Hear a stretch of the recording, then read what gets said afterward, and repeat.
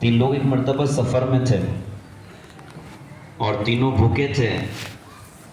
खाना मिला लेकिन खाना इतना था कि एक ही आदमी का पेट भर सके। तो कहा तीनों खाएं तो सभी भूखे रहेंगे, लिहाजा कोई एक बंदा खाए। तो कौन खाएगा? कि एक काम करते हैं, तीनों सो जाते हैं, सो कर उठेंगे, जो बंदा सबसे अच्छा ख्वाब देखेगा खाना वही खाएगा।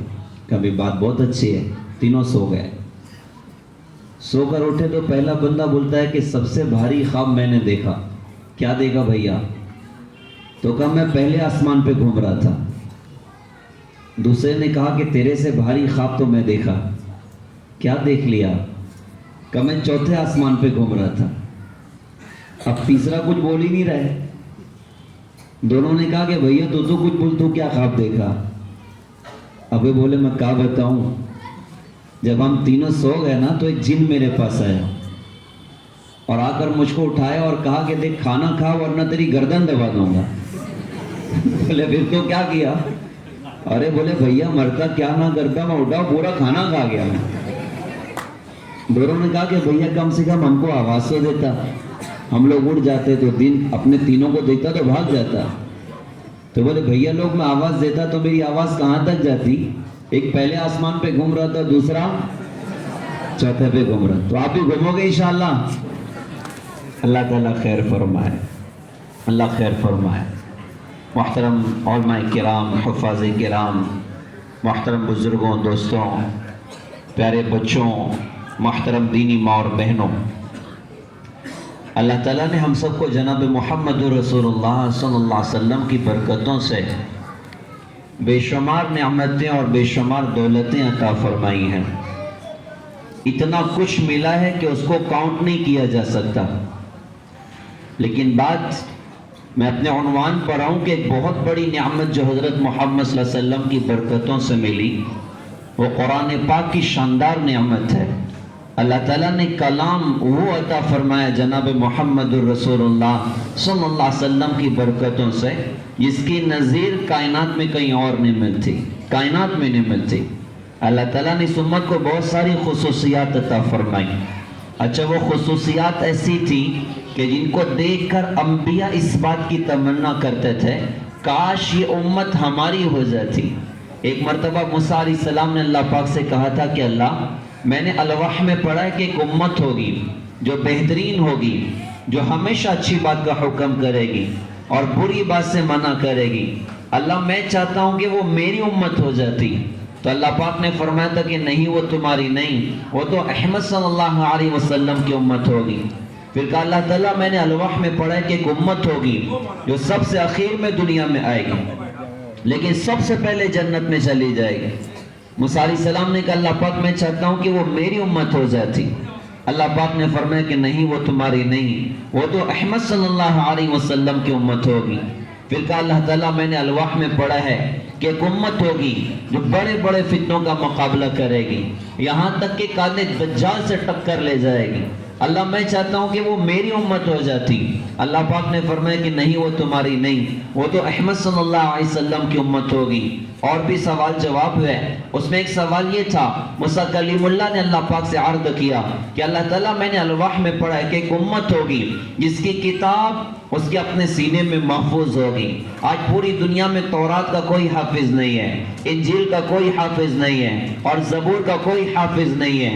हाफिज दूर की बात, किताब असल शक्ल में मौजूद नहीं है, लेकिन कुरान के लाखों करोड़ों हाफिज पूरी दुनिया में हैं। आप कुरान बंद कर दीजिए, अल्हम्दुलिल्लाह रब्बिल आलमीन से वन नास तक पूरा पढ़ के आपको सुनाएंगे। और क्या अजीब अजीब वाक़यात कुरान पाक की हिफ्ज़ में हमारे छोटे छोटे बच्चे माशाअल्लाह मेहनत करके हाफिज कुरान बन जाते हैं। इनके दिलों में अल्लाह पाक कुरान को महफूज कर देता है। कुरान पाक के बारे में अल्लाह पाक का फरमान, इन्ना नहनु नज़्ज़लना ज़िक्रा व इन्ना लहू लहाफ़िज़ून, कुरान को नाजिल हमने किया और इसकी हिफाजत अल्लाह फरमाते हमारी जिम्मेदारी है। तो अल्लाह ने कैसा महफूज करके दिखाया। दुनिया में इस्लाम पर बड़े बड़े हमले हुए हैं और हर सदी में हमले हुए हैं, लेकिन 5वीं सदी हिजरी का जो हमला इस्लाम पर हुआ वो ऐसा सख्त था जिसने सारी कायनात को हिला दिया।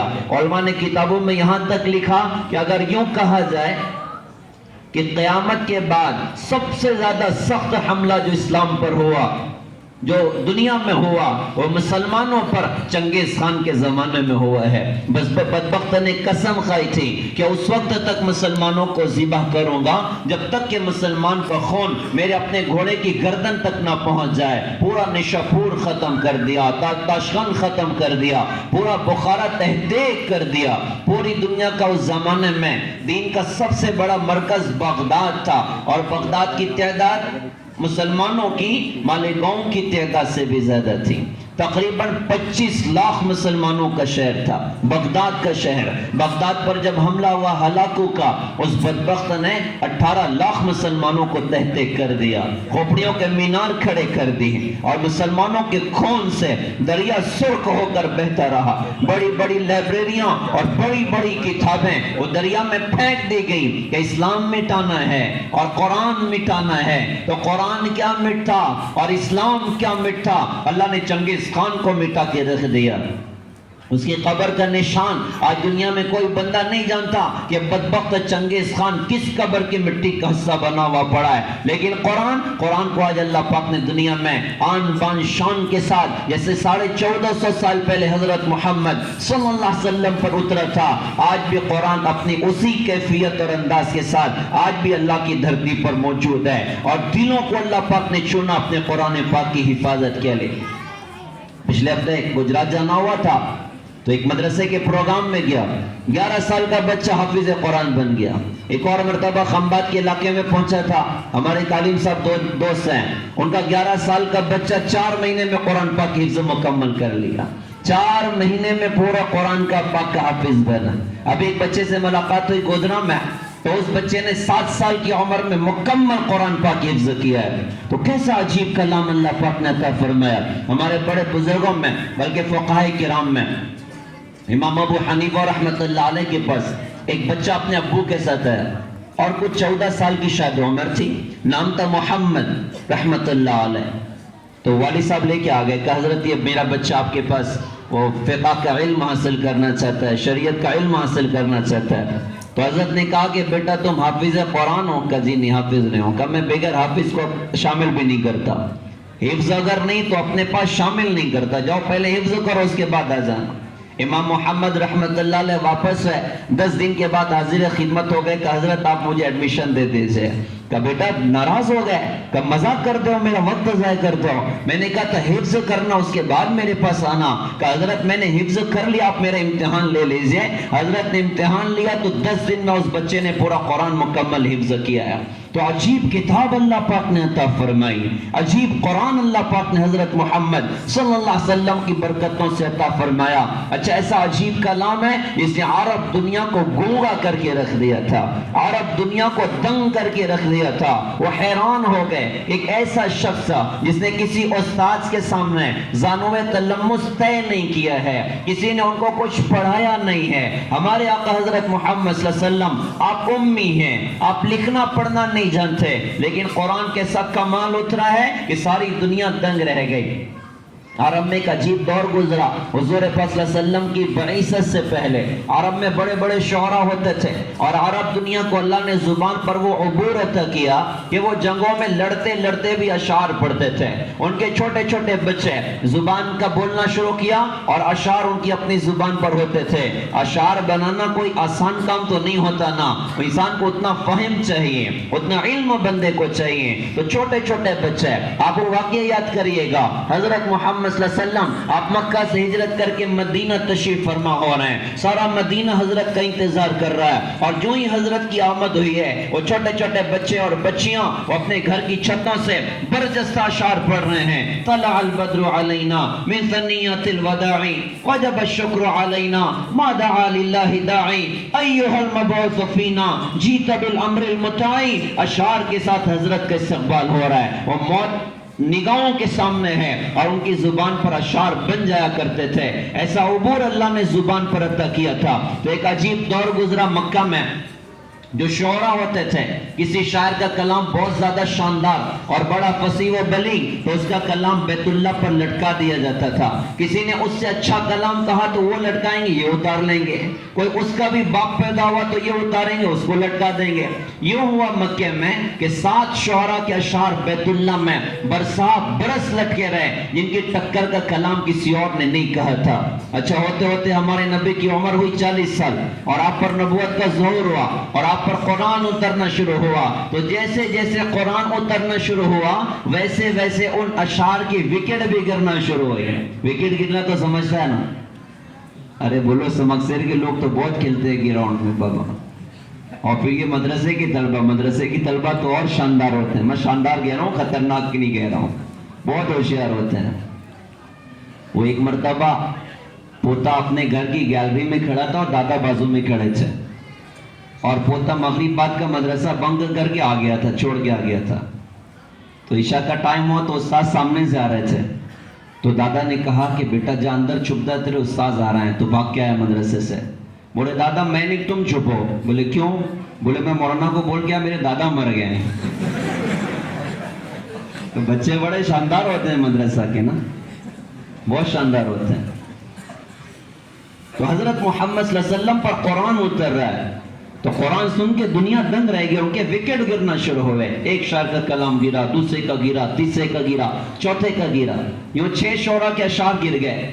7ویں جو شاعر کا کلام تھا اس کی رشتہ داریاں اس پہ چلتی تھی، میرے دادا کا کلام ہے، میرے پردادا کا کلام ہے. تو ایک خاتون تھی جو اس کی وارث تھی، وہ کہتے تھے نہیں ابھی اس ٹکر کا کلام نہیں اترا ہے. تو اللہ پاک نے ہوتے ہوتے قرآن میں ایک آیت نازل فرمائی سورہ ہود کی، وَقِيلَ يَا أَرْضُ ابْلَعِي مَاءَكِ وَيَا سَمَاءُ أَقْلِعِي وَغِيضَ الْمَاءُ وَقُضِيَ الْأَمْرُ وَاسْتَوَتْ عَلَى الْجُودِيِّ وَقِيلَ بُعْدًا لِلْقَوْمِ الظَّالِمِينَ. جب یہ آیت اتری تو اس خاتون نے کہا کہ اس آیت نے میرے بھائی کے کلام کو بھی توڑ کے رکھ دیا اور اس نے بھی اپنا کلام اتارا. اچھا مشرکین مکہ اس کلام کے بارے میں کہتے ہیں یہ شاعر کا کلام ہے، یہ کاہنوں کا کلام ہے. محمد صلی اللہ علیہ وسلم پر نعوذ باللہ کچھ اترتا نہیں ہے، تو یہ تو شیاطین کی خبریں ہم کو سن سن کے سنا دیتے ہیں. تو اللہ پاک نے قرآن پاک میں کتنی بڑی بات فرمائی جو آج بھی ساری دنیا کے لیے چیلنج ہے اور قیامت تک کے لیے دنیا کے لیے چیلنج ہے. اللہ پاک ارشاد فرماتے ہیں وَإِن كُنتُمْ فِي رَيْبٍ مِّمَّا نَزَّلْنَا عَلَىٰ عَبْدِنَا فَأْتُوا بِسُورَةٍ مِّن مِّثْلِهِ وَادْعُوا شُهَدَاءَكُم مِّن دُونِ اللَّهِ إِن كُنتُمْ صَادِقِينَ. اگر تمہیں اس قرآن میں کوئی شک ہے جو ہم نے اپنے بندے محمد صلی اللہ علیہ وسلم پر اتارا تو جاؤ ساری کائنات کو اکٹھا کر لو، جاؤ ساری کائنات کو اکٹھا کر لو اور قرآن کی ٹکر کی کوئی ایک صورت بنا کر پیش کر دو. آپ کو حیرت ہوگی کسی نے اس چیلنج کو قبول نہیں کیا، کیونکہ سب جانتے تھے کہ کسی میں دم نہیں ہے کہ قرآن کی ٹکر کا کلام تیار کر کے دکھا سکیں. اس لیے ہمارے نبی نے ایک مرتبہ یہ کیا کہ قرآن کی جو سب سے چھوٹی سورت ہے کون سی ہے؟ سورہ بقرہ ہے نا؟ ارے بولو، سورہ کوثر ہے، 3 آیتوں کی سورت ہے. تو آپ نے صحابہ سے اس سورت کو لکھوا کے بیت اللہ پہ لٹکوا دیا اور گویا کہ بظاہر زبان حال سے یہ کہہ رہے ہیں کہ اگر دم ہے نا تو اس کی ٹکر کا کلام تیار کر کے دکھا دو. لوگ اس کو دیکھتے تھے نظریں جھکا دیتے تھے، دیکھتے تھے نظریں جھکا دیتے تھے. بالآخر ایک بہت بڑے شاعر نے اس سورت کے آگے بس ایک جملہ لکھا، لیس ھذا من طاقت البشر، یہ کسی مخلوق کے بس میں نہیں ہے کہ قرآن کی ٹکر کا کلام تیار کر کے دکھا سکے. کیا کلام اللہ پاک نے اتارا. اس پر تو ڈھیر ساری باتیں ہمارے علماء کرام ان سے ہم لوگ سن سکتے ہیں اور رات بھر بھی بولے تو کم نہ پڑے گی. لیکن اب میں بنیاد پر آؤں یہ قرآن کو کیوں اللہ پاک نے اپنی دھرتی پر اتارا، تاکہ یہ مجمع بھی سمجھے اور ہم سارے اس پیغام کو سمجھیں کہ قرآن اترا کیوں ہے، قرآن کو اللہ نے بھیجا کیوں ہے. کچھ چیزیں ہماری اپنی تربیت کے لیے بہت بنیادی ہیں اور قرآن علماء فرماتے ہیں قرآن ایک خوبصورت دسترخوان ہے. جیسے دسترخوان سجائے جاتے ہیں نا، ارے بولو سجائے جاتے نہیں جاتے؟ آپ بھی سجاؤ گے انشاءاللہ اپنے گھر میں دسترخوان. کس کے آواز سے؟ میرے آواز سے. بہت ڈر کی انشاءاللہ بول رہے ہیں صحیح بھی نہ آ جائے مولانا. تو دسترخوان جیسے سجائے جاتے ہیں نا کھانوں سے، فروٹس سے، چیزوں سے، مٹھائیوں سے، ایسے قرآن کو اللہ پاک نے سجایا جنت کے تذکروں سے، نبیوں کے واقعات سے، اپنی صفات کے تذکروں سے، ایمان کی باتوں سے، جنت کی باتوں سے، قیامت کی باتوں سے. پورا قرآن کو اللہ پاک نے خوبصورت سجایا. تو یہ تو قرآن بہت سارے عنوان پہ بات کرتا ہے، لیکن کچھ بنیادی عنوان جس کو بہت زیادہ سمجھنے کی اور اس پر اپنی زندگی کو لانے کی ضرورت ہے، میں آپ حضرات کی خدمت میں پیش کرتا ہوں. عمل کریں گے انشاءاللہ، اس کو زندگی میں داخل کریں گے انشاءاللہ. پہلی بنیادی بات، قرآن جس عنوان پر ہم کو لے کر آتا ہے وہ کون سا عنوان ہے؟ وہ اللہ کے تعارف کا عنوان ہے، وہ اللہ کے پہچان کا عنوان ہے. پورا قرآن اللہ نے کیوں اتارا، ساری کتابیں اللہ نے دنیا میں کیوں اتاری، اور سارے نبیوں اور رسولوں کو اللہ پاک نے دنیا میں کیوں بھیجا؟ تو ساری چیزوں کا بنیادی مقصد کہ انسانوں کو اپنے اللہ کا تعارف کرا دیا جائے، انسانوں کو اپنے اللہ کی پہچان کرا دی جائے. سارے نبیوں کا کلمہ دیکھیے گا، لا الہ الا اللہ آدم صفی اللہ، لا الہ الا اللہ نوح نجی اللہ، لا الہ الا اللہ ابراہیم خلیل اللہ، لا الہ الا اللہ اسماعیل ذبیح اللہ، لا الہ الا اللہ یوسف صدیق اللہ، لا الہ الا اللہ داؤد خلیفۃ اللہ، لا الہ الا اللہ سلیمان صاحب المملکت، لا الہ الا اللہ موسیٰ کلیم اللہ، لا الہ الا اللہ عیسیٰ روح اللہ، اور لا الہ الا اللہ محمد الرسول اللہ صلی اللہ علیہ وسلم. ہر نبی کی دعوت لا الہ الا اللہ. سب کو دل سے نکال دو اور ایک اللہ کو دل میں بسا دو. اب قرآن کو دیکھو، یہ قرآن ہمیں کس کا تعارف کراتا ہے، قرآن ہمیں کس کی پہچان کراتا ہے. قرآن کو شروع کیا الحمدللہ رب العالمین سے کہ تمام تعریف اس اللہ کے لیے ہے جو ساری کائنات کے رب ہیں، جو ساری کائنات کے پالنہار ہیں. قرآن پاک کو ختم کیا قل اعوذ برب الفلق قل اعوذ برب الناس پر، جس میں اللہ پاک کی ربوبیت کے تذکرے ہیں. اور پھر پورا قرآن ہمیں اللہ کا تعارف کراتا ہے. سورہ طٰہٰ کی آیتوں پر آپ غور کیجئے گا، قرآن پاک یوں کہتا ہے تنزیل ممن خلق الارض والسماوات العلی. اس قرآن کو ذات کی طرف سے تھوڑا تھوڑا کر کے نازل کیا جا رہا ہے، جس نے زمین کو بنایا اور آسمان کی چھت کو اٹھایا. سوال یہ بنتا ہے کہ وہ کون ہے جس نے زمین کو بنایا، آسمان کی چھت کو اٹھایا اور قرآن کو تھوڑا تھوڑا کر کے نازل کر رہا ہے؟ تو یہاں قرآن فوراً نہیں کہتا وہ اللہ ہے، بلکہ طلب اندر بڑھنی چاہیے، شوق اندر بڑھنا چاہیے اور جذبہ اندر بڑھنا چاہیے. تو قرآن کہتے ہیں الرحمن علی العرش استوى، ارے وہ بہت مہربان ہے اور عرش پر استوا کیے ہوئے ہیں. اب سوال میں اور شدت ہے، ارے بھیا اب تو بتاؤ وہ کون ہے؟ تو قرآن یہاں بھی نہیں کہتا وہ اللہ ہے، بلکہ قرآن کہتا ہے وَإِن تَجْهَرْ بِالْقَوْلِ فَإِنَّهُ يَعْلَمُ السِّرَّ وَأَخْفَى. تم زور سے بولو تو بھی سنیں، تم آہستہ بولو تو بھی سنیں، اور تم زبان بند کر کے دل میں بولتے ہو نا، وہ ذات تمہاری دل کی بات بھی سنتا ہے. اب سوال میں اور زیادہ شدت ہوتی ہے، یار بھیا اب تو بتا دو وہ کون ہے؟ تو قرآن کہتا ہے لہو ما فی السماوات. جواب نہیں دیتا، بلکہ ابھی قرآن اور طلب بڑھا رہا ہے. لہو ما فی السماوات وما فی الارض وما بینہما وما تحت الثری وَإِن تَجْهَرْ بِالْقَوْلِ فَإِنَّهُ يَعْلَمُ السِّرَّ وَأَخْفَى. کہ آسمان میں اس کا، زمین میں جو کچھ اس کا، درمیان میں جو کچھ اس کا، تحت الثری میں جو کچھ اس کا. زور سے بولو تو بھی سنیں، آہستہ بولو تو بھی سنیں، زبان بند کر کے دل میں بولو تو وہ ذات تمہاری دل کی بات بھی سنتی ہے. اب سوال میں سب سے زیادہ شدت ہے، ارے بھائی اب تو بتا دو وہ کون ہے؟ اب یہاں پر قرآن آ کے کہتا ہے اللہ لا الہ الا ہو، کہ وہ اللہ ہے. وہ کیسا ہے کہ اس کے علاوہ کوئی معبود نہیں. لہ الاسماء الحسنی، سارے اچھے نام اس کے ہیں. کتنے اچھے نام ہیں اس کے؟ تو قرآن پاک کی آیت پڑھو وَلَوْ أَنَّمَا فِي الْأَرْضِ مِنْ شَجَرَةٍ أَقْلَامٌ وَالْبَحْرُ يَمُدُّهُ مِنْ بَعْدِهِ سَبْعَةُ أَبْحُرٍ مَا نَفِدَتْ كَلِمَاتُ اللَّهِ. سارے درختوں کے کاٹ کاٹ قلم بناؤ، سات سمندر کی سیاہی بناؤ. قرآن کہتا ہے کم پڑ جائیں گے، کم پڑ جائیں گے، اور 7 سمندر کہیں سے امپورٹ کر لو اور یہ 14 سمندروں کی سیاہیاں اکٹھی کر کے ازل سے ابد تک انسان، جنات، جو انسان مر گئے ان کو پھر سے بلا لیں، جو ابھی تک نہیں آئے ان کو اسپیشلی انوائٹ کر لیں. اور بھئی اللہ کی تعریف لکھنی ہے، سارے جنات کو بھی بلا لیا جائے. جنات کی تعداد انسانوں سے 2 پر دنیا میں زیادہ ہے. 7 ارب انسان تو تقریباً 21 ارب جنات پوری دنیا میں. سارے جنگلات جنات سے بھرے ہیں، سارے سمندر جنات سے بھرے ہیں، سارے دریا جنات سے بھرے ہیں، اور یہ سارے جنگل کے علاقے اور پہاڑ یہ جنات سے بھرے ہیں. ان کو جنگل تنگ پڑ جاتے ہیں تو ماشاءاللہ سمکسیر مسجد میں بھی آ جاتے ہیں. کیا خبر 2-4 ادھر بھی بیٹھے ہوں، یعنی آپ گھبرائیے مت، آپ کے دائیں بائیں نہیں ہوں گے، ہوا میں اڑ رہے ہوں گے. تو جنات کو بھی بلا لیں، جو مر کب کے چلے گا ان کو پھر سے بلا لیں. جو ابھی تک نہیں آئے ان کو اسپیشلی انوائٹ کر لیا جائے، اور بھئی اللہ کی تعریف لکھنی ہے، سارے فرشتوں کو بھی بلائیں، جبرائیل بھی ہوں، میکائیل بھی ہوں، اسرافیل بھی ہوں، اسرائیل بھی ہوں، سب کو بلا لیں اور سب بیٹھ کے اللہ کی تعریف لکھنا شروع کریں۔ جو میں لکھوں وہ آپ نہ لکھیں، جو آپ لکھیں وہ کوئی اور نہ لکھے، سب اللہ پاک کی الگ الگ خوبیاں لکھتے چلے جائیں تو 14 سمندر کی سیاہی ختم ہو سکتے ہیں، اللہ کی صفات کا بیان نہیں ختم ہو سکتا۔ تو پورا قرآن ہمیں اللہ کا تعارف کراتا ہے، پورا قرآن ہمیں اللہ کی پہچان کراتا ہے۔ قرآن پاک میں فرمایا أَلَمْ نَجْعَلِ الْأَرْضَ مِهَادًا، کہ ہم نے زمین کو بچھونا نہیں بنایا، وَالْجِبَالَ أَوْتَادًا، پہاڑوں کو میخوں والا بنایا، وَخَلَقْنَاكُمْ أَزْوَاجًا، تم کو جوڑا جوڑا ہم نے بنایا، وَجَعَلْنَا نَوْمَكُمْ سُبَاتًا، تمہاری نیند کو آرام دہ ہم نے بنایا، وَجَعَلْنَا اللَّيْلَ لِبَاسًا، رات کو پردے کا سبب ہم نے بنایا، وَجَعَلْنَا النَّهَارَ مَعَاشًا، دن کو تمہاری کمائی کاروبار کا ذریعہ ہم نے بنایا،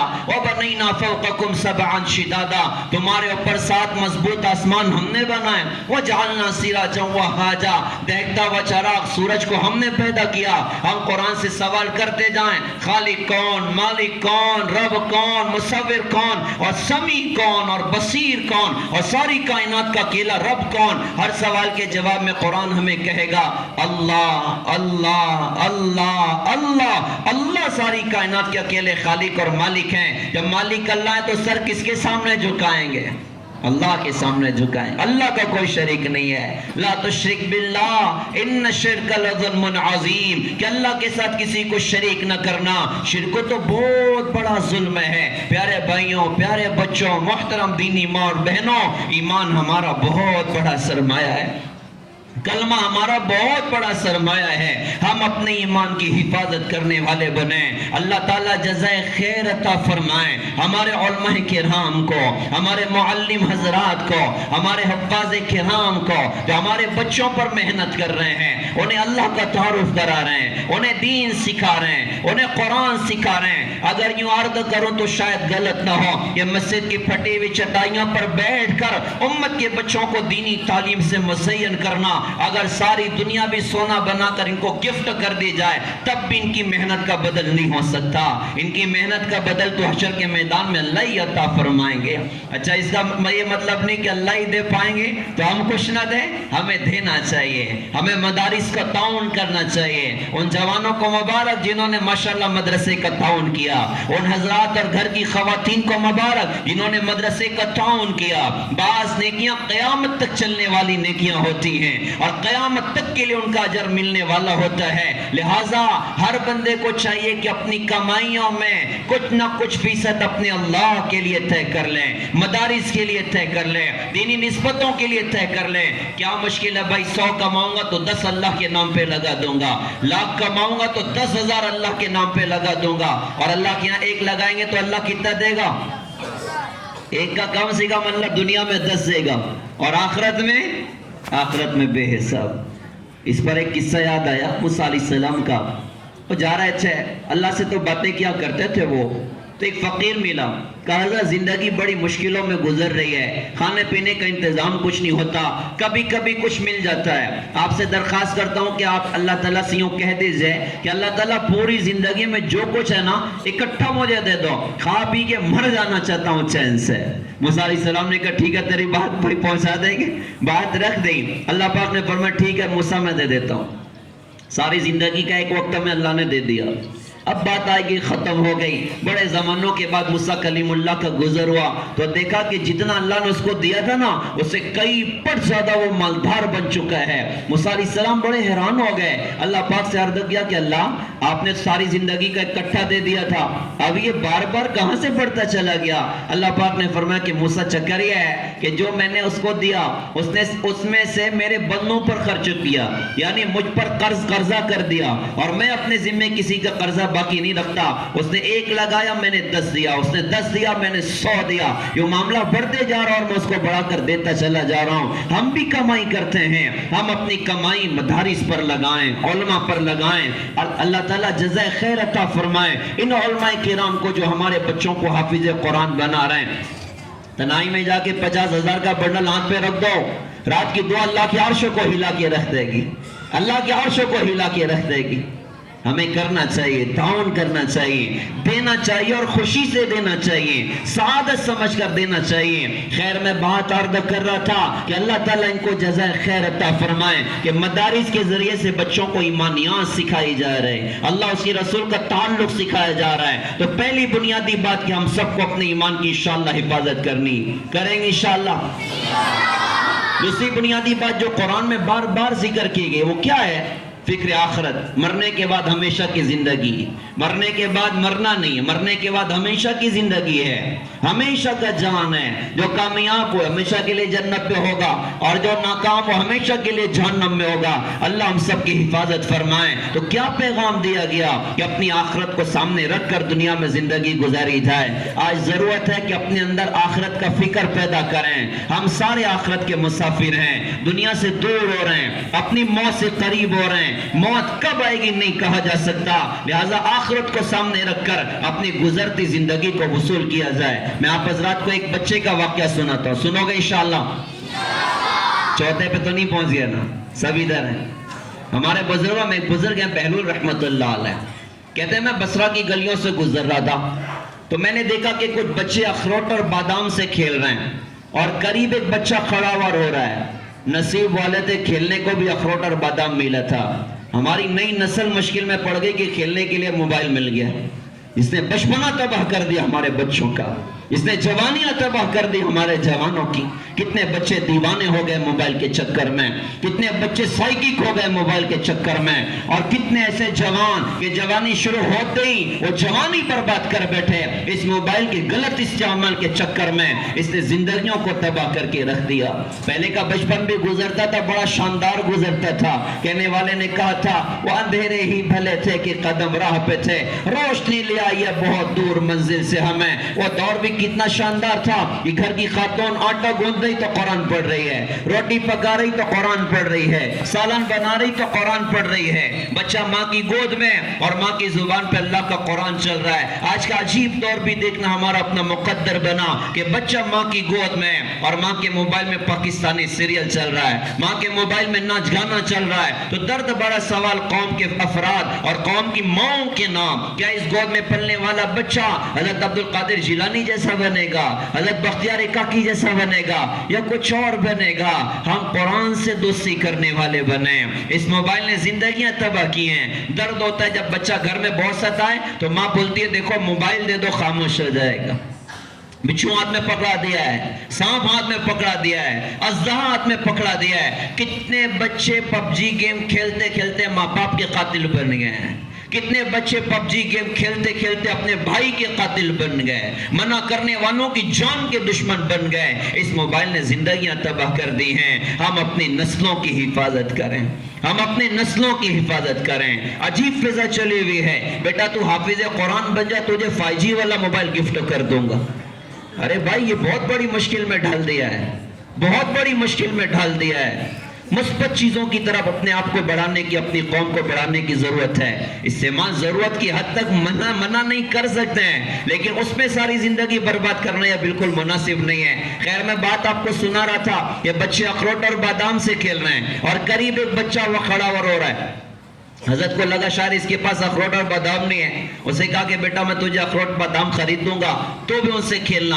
تو اس چھوٹے سے بچے نے کہا ارے بے وقوف کہ ہم لوگ کھیلنے کے واسطے پیدا ہوئے ہیں۔ تو حضرت نے کہا بیٹا پھر کس کام کے لیے پیدا ہوئے ہو؟ تو اس نے کہا جی علم حاصل کرنے کے لیے پیدا ہوئے ہیں، اللہ کی عبادت کرنے کے لیے پیدا ہوئے ہیں۔ حضرت نے فرمایا بیٹا تو اتنا چھوٹا ہے، تو نے یہ بات کہاں سے سیکھ لی؟ تو اس بچے نے کہا کہ بہلول کیا تو نے قرآن نہیں پڑھا؟ قرآن میں اللہ فرماتے ہیں افحسبتم انما خلقناکم عبثا وانکم الینا لا ترجعون، میرے بندوں کیا تم یہ سمجھتے ہو کہ ہم نے تمہیں دنیا میں بیکار بنایا، اور کیا تم یہ سمجھتے ہو کہ تم ہماری طرف نہیں لوٹائے جاؤ گے؟ میں نے یہاں سے یہ بات سیکھی ہے۔ اب اتنے بڑے اللہ والے اس بچے سے فرما رہے بیٹا تم تو بڑے حکیم معلوم ہوتے ہو، مجھے کچھ مختصر سی نصیحت کرو۔ اور وہ اشعار پڑھ پڑھ کے آخرت یاد کر رہا ہے، موت یاد کر رہا ہے، جنت جہنم کی تذکرے کر رہا ہے، زاروں قطار روتے روتے بے ہوش ہو گیا۔ حضرت نے اس کو گود میں لیا، پانی اس کے چہرے پر ڈالا، اس کو ہوش آیا، حضرت نے فرمایا بیٹا تم تو بہت چھوٹے ہو, ابھی تم پر کوئی گناہ نہیں ہے, تم اتنا روتے کیوں ہو؟ تو اس نے کہا کہ بہلول مجھے دھوکہ نہ دیں,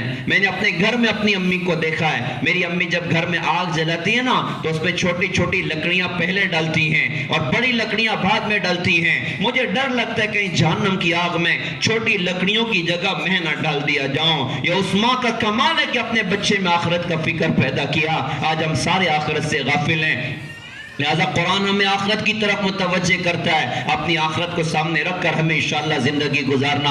اب آخرت کیسے بنے گی؟ اب قرآن کا اگلا عنوان سنو. یہ قرآن کہتا ہے آخرت بنانا چاہتے ہو اور دنیا اور آخرت کی کامیابی حاصل کرنا چاہتے ہو تو نیک اعمال سے اپنی زندگی کو مزین کر لو. جناب محمد الرسول اللہ صلی اللہ علیہ وسلم کی پاکیزہ تعلیمات سے اپنی زندگی کو مزین کر دو. ہم حافظ قرآن ماشاءاللہ ہمارے بچے بن گئے, کتنوں نے ناظرہ ختم کر لیا. یہ پیغام یاد رکھیے کہ ہمیں انشاءاللہ مکمل دیندار بننا ہے, ہمیں نیک اعمال کو اپنی زندگی میں داخل کرنا ہے. نیکیاں اللہ کی رحمت کے اترنے کا ذریعہ ہے اور گناہ یہ اللہ کے عذاب کے نازل ہونے کا ذریعہ ہے. اللہ کی رسول نے فرمایا جب بے حیائی عام ہوتی ہے تو نئی نئی بیماریاں وجود میں آتی ہیں. آپ نے فرمایا جب لوگ ناپ تول میں کمی کر دیں اللہ ظالم بادشاہوں کو ان پر مسلط کر دیتا ہے. اور ارشاد فرمایا کہ جب کوئی قوم زکوٰۃ روکتی ہے اللہ آسمان کی بارش کو اللہ پاک روک لیتا ہے. تو گناہ اللہ کے عذاب کو دعوت دیتے ہیں اور نیکیاں اللہ کی رحمت کو دعوت دیتی ہیں. اس پر ایک پرلطف قصہ سنو مسلمان بادشاہ کا. وہ جنگل میں شکار پر نکلا, مقدر سے راستہ بھٹک گیا, ساتھی کہیں اور بادشاہ کہیں اور, حال بے حال ہو گیا, میلے کچیلے ہو گئے. انار کا باغ نظر آیا تو سوچا اندر جاتا ہوں شاید زندگی کا کوئی سامان ہو جائے. اندر گیا تو دیکھا ایک مالی کام کر رہا ہے باغ میں. کہا بھائی صاحب میں مسافر ہوں, راستہ بھٹک گیا ہوں, اگر آپ مجھے انار کا ایک جوس پلا دیں تو آپ کا بہت بڑا احسان ہو جائے. کہا جی ٹھیک ہے بیٹے میں لے کر آتا ہوں. وہ بندہ کیا جا کر ایک انار لایا, اس کے دانے نکالے, اس کو گلاس میں نچوڑا تو پورا گلاس انار کے جوس سے بھر گیا. بادشاہ نے دیکھا تو دل میں بات پیدا ہوئی, یار یہ لوگ کتنا پیسہ کماتے ہوں گے, ان پر ٹیکس لگا دو تو بہت سارا اماؤنٹ میرے خزانے میں بھی جمع ہو جائے گا. دل میں گڑبڑ کر لی, جوس پیا بہت مزیدار ہے, اسے کہا ایک اور پلا سکتے ہو؟ کہا جی رکو میں لاتا ہوں. وہ بندہ کیا جا کے انار لایا, دانے نکال کے نچوڑا, اب گلاس نہ بھرا, دوسرا نچوڑا تب نہ بھرا, تیسرا نچوڑا تب بھی نہ بھرا. بادشاہ نے کہا درخت بدل دیا. کہا جی باغیچہ بھی وہی ہے درخت بھی وہی ہے. بادشاہ نے کہا پھر یہ کیا چکر ہے؟ تو وہ زمانہ بھی بڑا عجیب تھا, یہ کھیتوں میں کام کرنے والے بھی اللہ والے ہوا کرتے تھے, جو کہ گھر کی خواتین وہ کھانا پکانے کو بس اپنی ذمہ داری نہ سمجھتی تھی, وہ چولہا چکی کرنے کو بس اپنی ذمہ داری نہ سمجھتی تھی. گھر کی خواتین یہ سمجھتی تھی ہمیں اپنی نسلوں کو اللہ اس کے رسول کا تعارف کرانا, ان کو دینی نسبتوں پر کھڑا کرنا. تو کھیتوں میں کام کرنے والے بھی اللہ والے ہوا کرتے تھے.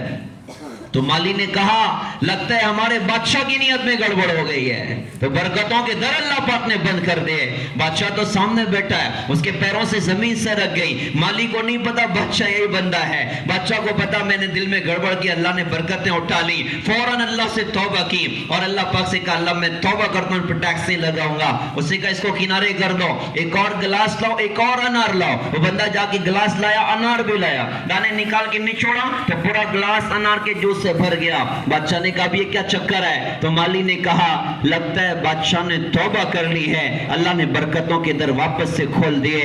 پیارے بھائیوں, محترم دینی ماں اور بہنوں, پیارے بچوں, ایک نیت بگڑ جائے تو برکتیں اڑ جایا کرتی ہیں. نمازیں چھوڑی جائیں گی تو اللہ کتنا ناراض ہوگا, روزے چھوڑے جائیں گے اللہ کتنا ناراض ہوگا, ماں باپ کو گالیاں دی جائیں گے اللہ کتنا ناراض ہوگا, بہنوں کے حقوق دبائے جائیں گے اللہ کتنا ناراض ہوگا, ناچنے والوں کے گندے لائف سٹائل کو زندگی میں جگہ دی جائے گی اللہ کتنا ناراض ہوگا. مسلمان بھی موبائل پر آزاد ہو جائے تو اللہ کتنا ناراض ہوگا. مسلمان کی شادیوں سے ڈی جے کی آواز ہے اللہ کتنا ناراض ہوگا. مسلمان جوان اگر شراب کے عادی بن جائیں اللہ کتنا ناراض ہوگا. جب اللہ اس کے رسول سے بغاوتیں کی جائیں گی اللہ کتنا ناراض ہوگا. یہ مدارس کا پیغام ہے کہ 100% اللہ اس کے رسول کی اطاعت پر آؤ. یہ خانقاہوں کا پیغام ہے, یہ تبلیغ کا پیغام ہے. اپنی زندگی بنا لو, اپنی زندگی بدل لو, اپنی زندگی کو نیک عمل سے مزین کر لو. دنیا اور آخرت میں کامیابیاں تمہارا مقدر ہیں. لہذا پیارے بھائیوں, ہمیں پورا دین انشاءاللہ اپنی زندگی میں داخل کرنا ہے. اور اپنی زندگی میں خیر خواہ بن کے، دین کا مددگار بن کے انشاءاللہ اپنی زندگی گزارنی ہے۔ میں تمام محلے کے احباب کو مبارکباد پیش کروں گا جو مدرسے کا ماشاءاللہ تعاون کرتے ہیں، اور پڑھنے اور پڑھانے والوں کو بھی مبارکباد پیش کروں گا۔ اللہ تعالیٰ سے دل سے دعا ہے کہ اس ادارے کو اللہ تعالیٰ دن دگنی رات چوگنی ترقی عطا فرمائیں، ضروریات کا غیب سے تکفل فرمائیں، اور اس کا فیض سارے عالم میں اللہ تعالیٰ پہنچائیں۔ ہمارے سارے بچوں کو اللہ تعالیٰ بہت بہت قبول فرمائیں۔